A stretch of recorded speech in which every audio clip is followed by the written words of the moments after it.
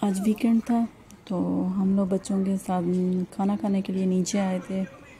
हमारे ही जो सोसाइटी है उसके जो नीचे फर्स्ट फ्लोर है वहाँ पे शॉप्स हैं।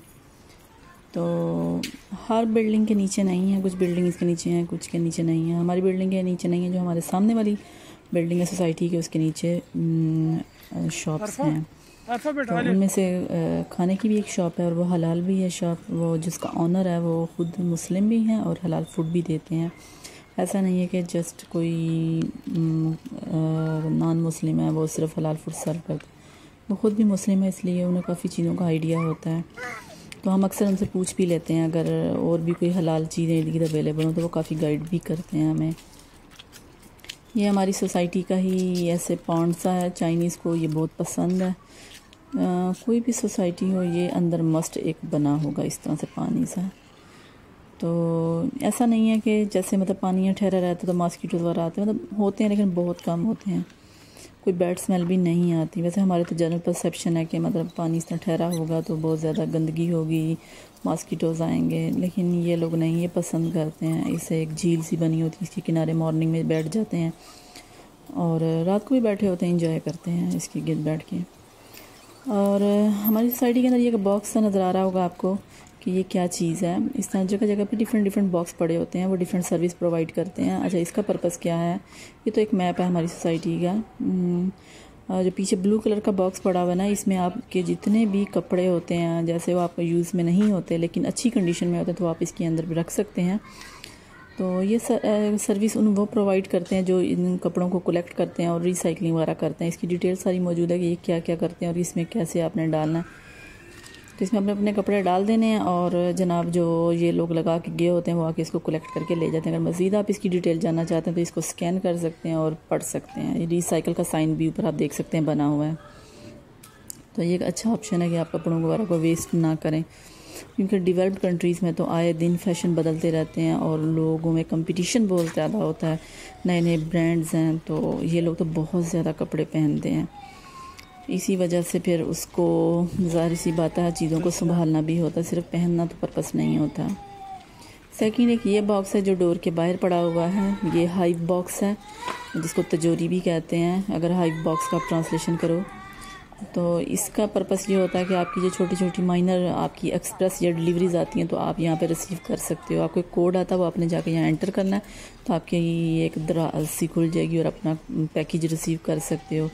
या आपके मोबाइल से जो वीचैट होता है या अली पे है जो यहाँ पे यूज़ होती हैं सर्विसेज, जैसे वीचैट वगैरह फेसबुक पाकिस्तान में चलते हैं, यहाँ पे वो चीज़ें नहीं चलती।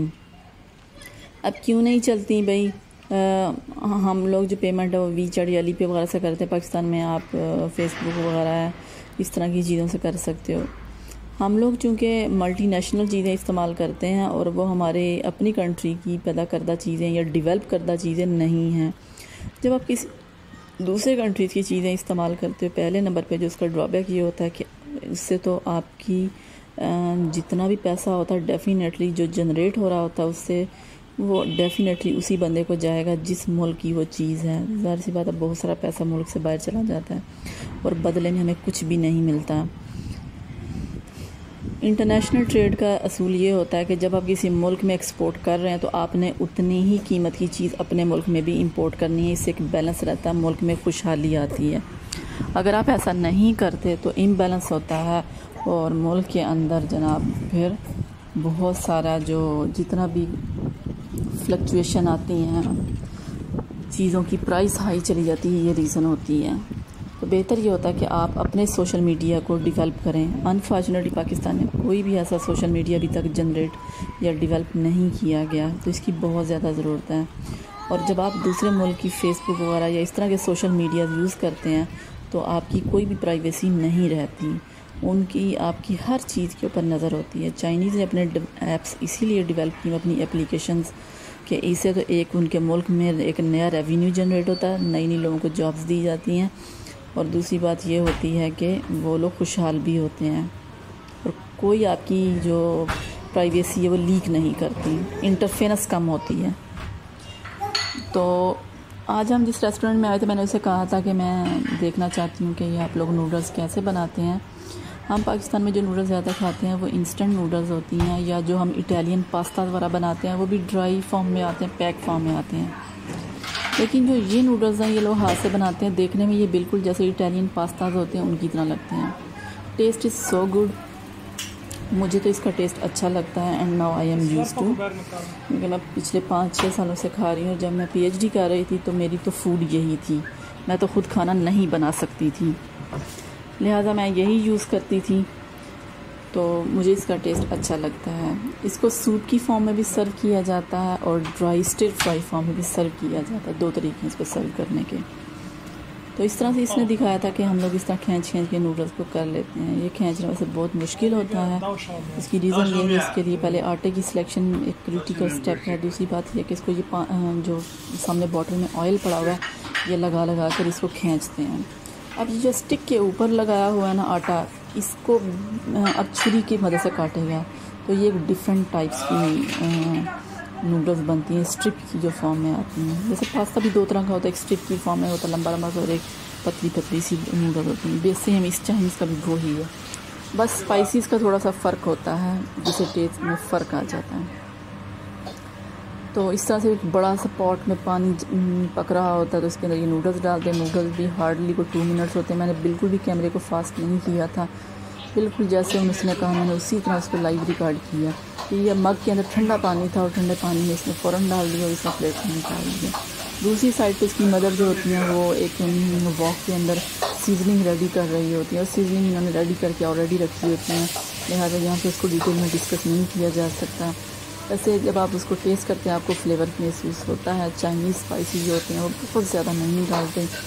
सबसे जो डोमिनेंट टेस्ट होता है वो कुमिन का होता है, ज़ीरे का टेस्ट आ रहा होता है सबसे ज़्यादा, और बाकी टमाटोज़ का टेस्ट होता है और वेजिस आपके सामने होती हैं बिल्कुल फ्रेश ऊपर दिखाई दे रही होती है और बहुत ज़्यादा चीज़ों को कुक नहीं करते। ये जो नूडल्स हैं ये ताओ शाओ मियन कहलाती हैं। ताओ शाओ का मतलब है कि ताओ नाइफ़ की मदद से इसको छोटा छोटा कर रहे हैं और इधर इसकी मदर ये रेडी कर रही थी और ये जो होता है बड़े से बाउल में यखनी सी तैयार की होती है और पीछे जो होता है वो क्रश्ड मोटी मोटी कुटी हुई जो पेपर्स होती हैं ना वो होती हैं।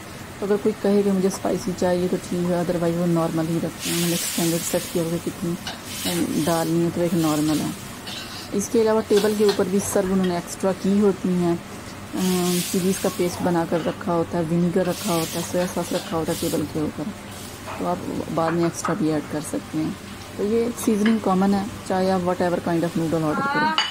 तो मैंने जनाब दूसरी ताओ शाओ मंगवाई थी, मुझे स्ट्रिप्स वाली हैं, और डॉक्टर साहब ने ये वाली मंगवाई थी, लामी इनको कहते हैं, ये लॉन्ग नूडल्स हैं।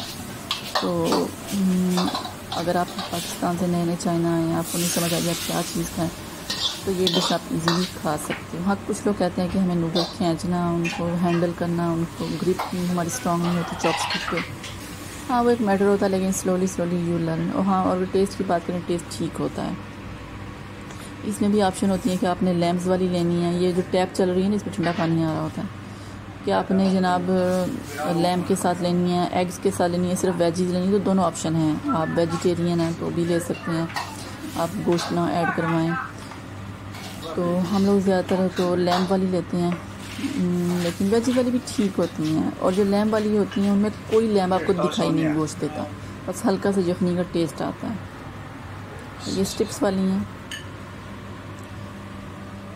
मैं स्विच करती रहती हूँ, कभी लॉन्ग वाली जो पतली सी हैं बिल्कुल जैसे सवैयाँ होती हैं पाकिस्तान उस तरह की, मैं कभी मैं वो ले लेती हूँ, कोई मैं ये ले लेती हूँ। ये चाइनीज़ मोस्ट कॉमन और रेगुलर फूड है, ठीक है, जो कि मिलता है चाइना में। तो इसके अलावा जो रेगुलर फूड है वो राइस है इनके, जैसे हम पाकिस्तान में एग फ्राइड राइस बनाते हैं वो वाले, या वाइट राइस सर्व किए जाते हैं किसी ग्रेवी के साथ, या जो ये टॉपिंग इस तरह तैयार की हुई है, ये टॉपिंग भी इसके ऊपर डाल देते हैं राइस के ऊपर। वो भी मैं किसी दिन डिटेल में वीडियो बनाऊंगी, बल्कि मैंने बनाई हुई है। ये नूडल्स अब हमारी रेडी हो चुकी थी, इसके साथ जो सूप होता है वो कॉम्प्लीमेंट्री होता है, और ये सैलेड जो होता है बहुत मज़े का होता है। ये मैंने बनाया भी हुआ है, इसकी वीडियो मैंने अपलोड भी की हुई है, आप चेक कर सकते हैं। आप सेपरेट भी ऑर्डर कर सकते हैं, कॉम्प्लीमेंट्री भी दिया जाता है।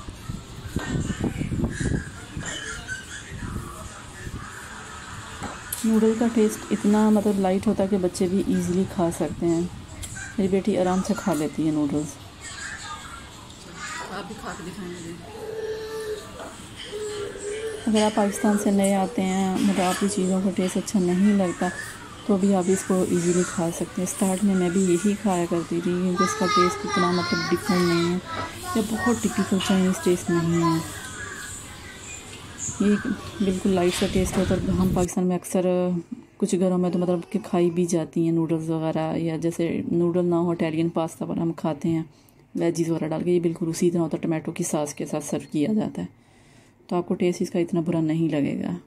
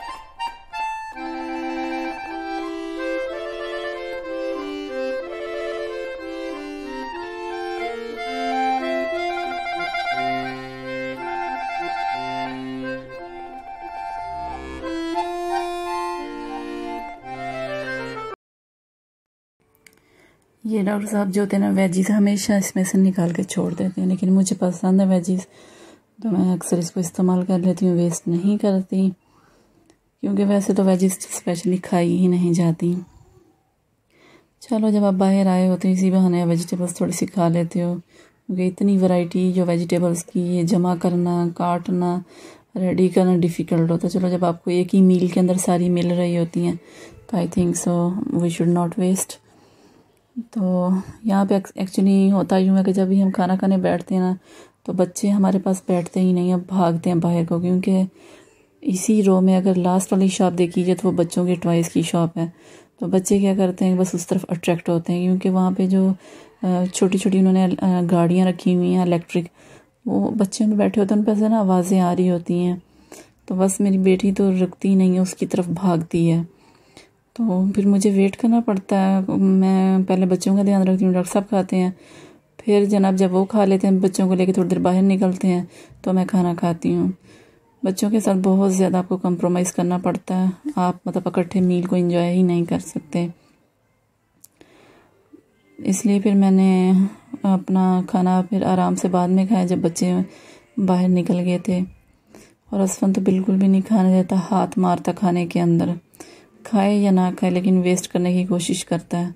तो खाना मुझसे भी नहीं खाया जा रहा था, मेरा बिल्कुल ठंडा हो चुका था, मुझसे ठंडा खाना बिल्कुल नहीं खाया जाता।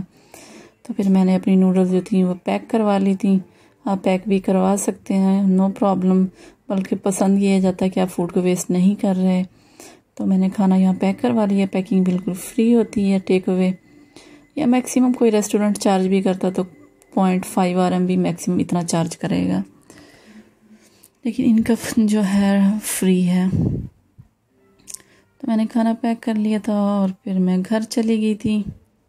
आज का व्लॉग बस यहीं पे मैं ख़त्म करती हूँ।